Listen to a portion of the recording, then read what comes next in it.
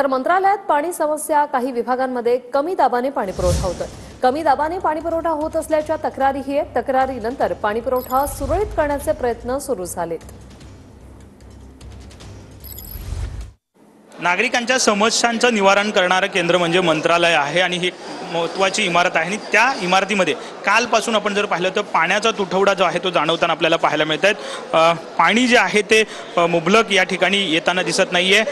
गेली 1 तास झाला या ठिकाणी पाणी जे आहे ते मंत्रालयातलं गायब झालेलं आपल्याला पाहायला मिळते। काही तांत्रिक अडचणीमुळे हे पाणी जे आहे ते येत नसल्याची माहिती जी आहे ती या ठिकाणी दिली जाते। परंतु आपण जर पाहिलं तर मंत्रालयातले सगळे कर्मचारी जे आहेत ते दुपारच्या वेळेस या ठिकाणी डब्बे खाण्यासाठी, भोजन करण्यासाठी येत असतात आणि त्याच वेळी पाणी जे आहे ते गायब झाल्यामुळे एकच तारंबळ जी आहे ती मंत्रालयातल्या कर्मचाऱ्यांची उडालेली आपल्याला पाहायला मिळाली। कॅमेरामन सिद्धेश सोबत विनायक डावरुंग, TVN मराठी, मुंबई।